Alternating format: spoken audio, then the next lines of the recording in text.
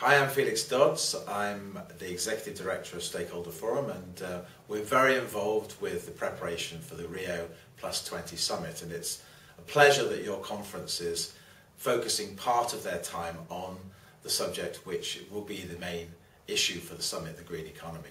I think that we're now nearly 20 years since the first Earth Summit.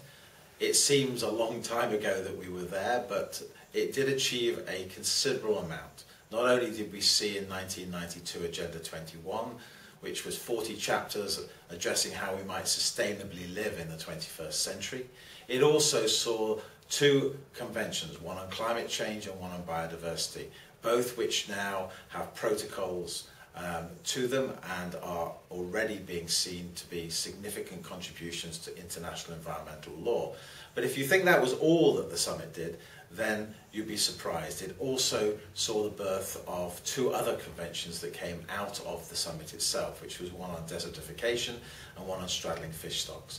And then in addition to that, it gave the role and responsibility for 9 stakeholder groups in implementing and in trying to be involved in policy decisions on how to take forward Agenda 21. So 1992 set a high bar for a global conference on sustainability. We're now less than 2 years away from the Rio Plus 20 conference, and that bar should be as high as the one that we saw in 1992. We hope that the discussion on the green economy, one of the 4 areas that the summit will discuss, and the thing that you're discussing today, will help us to move the drivers in the right direction. The problem that we've faced in the last 20 years is by not focusing on the green economy, on changing the economy to be more supportive of the areas that were in Agenda 21, we haven't seen the right drivers moving us in the right direction. Clearly, having the economy at the centre of this discussion will be crucial to whether or not we'll be able to live within the planetary boundaries that we have. I think the other areas that the summit will address will also be important and supportive. It deals with sustainable development governance, and one of those areas is whether or not the Sustainable Development Commissions and Councils that have been set up over the world have been successful.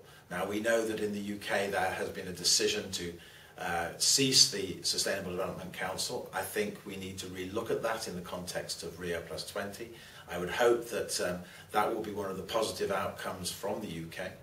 I think that the 4th area of emerging issues is as important as the others, because what we're finding since the 1992 conference, but particularly since the 2002 conference, a new emerging agenda of environmental security. Terms such as food security, climate security, energy security, water security are all relatively new terms in the general discourse of the general public, but they now will play a critical role in the future of the ability for us to live on this planet sustainably. The 3rd area that I didn't mention, which is also important, is a review of whether the commitments that were made in 1992 and in 2002 have been fulfilled. We know that it will be not a very successful review. It will show that governments have a real problem in implementation. And that's really one of the challenges for what will happen after the summit in May 2012. What we need to be involved in, all stakeholders, is taking out the agreements that come from the conference and making them happen on the ground.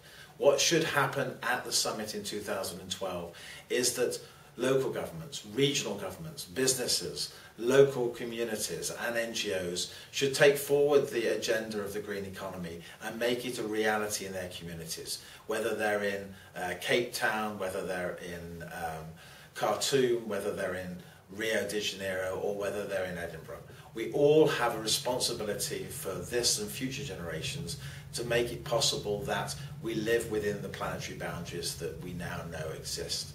And it seems to me that your conference will play a critical role in the UK preparations for that. And I hope that the input will be recognised by the British government and will form part of their own input to their input to the UN in this foreseeable future.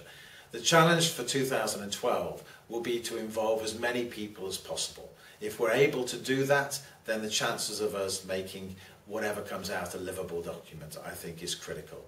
And I wish you well for the rest of today, and I wish I was there with you, and good luck.